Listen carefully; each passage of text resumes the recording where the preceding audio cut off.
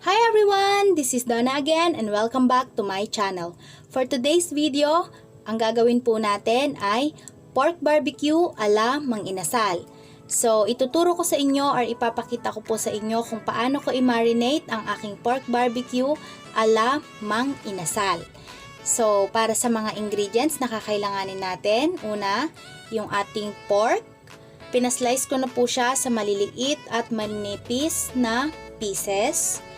And yung ating soy sauce, oyster sauce, brown sugar, garlic, onion, black pepper or pamintang durog. Hindi naman po siya yung sobrang durog. And yung ating tomato ketchup or banana ketchup. And yung ating calamansi juice. Or pwede kayong gumamit dito guys ng lemon juice. So, ayun lang po. Umpisahan na po natin.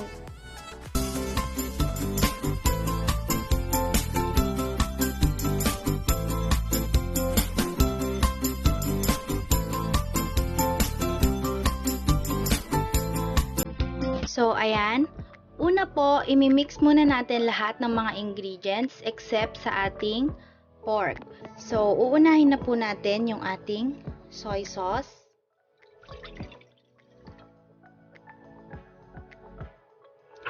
And then, yung ating brown sugar.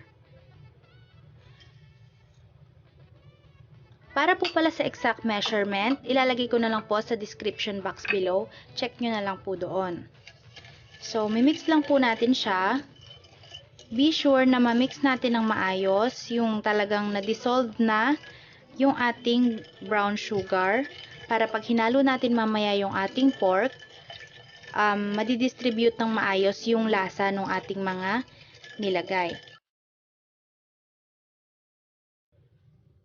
And then next, ilalagay na natin yung ating oyster sauce.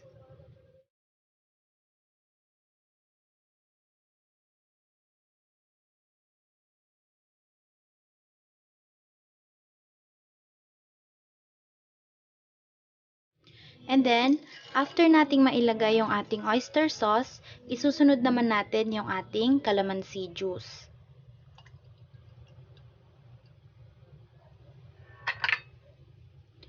Mix again. And then next, ilalagay naman natin yung ating banana ketchup or tomato ketchup.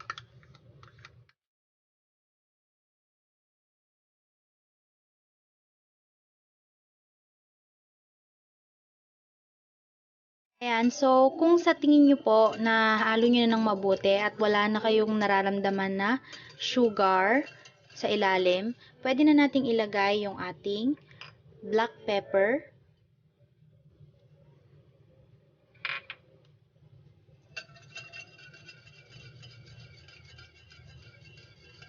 And then yung ating onions.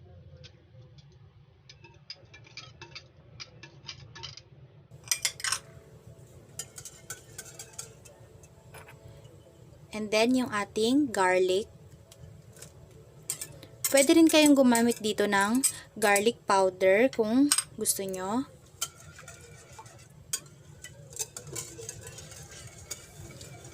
Ayan, so haluin lang natin siya ng mabuti and then mamaya ilalagay na natin yung ating pork. Ayun, so kapag nahalo na natin siya ng maayos, ilalagay naman natin yung ating pork.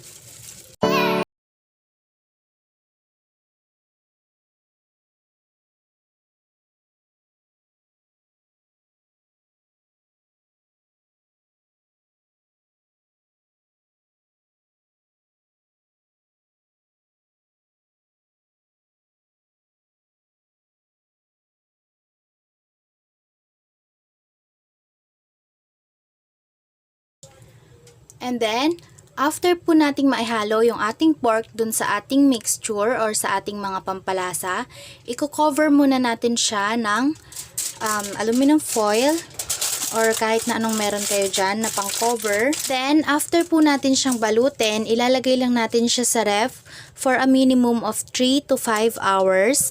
Or kung hindi naman po tayo nagmamadali, mas maganda kung overnight para ma-absorb talaga ng ating pork yung mga pangpalasa na nilagay natin. Ayan, so ngayon naman po, tutuhugin na natin yung ating pork sa ating barbecue stick.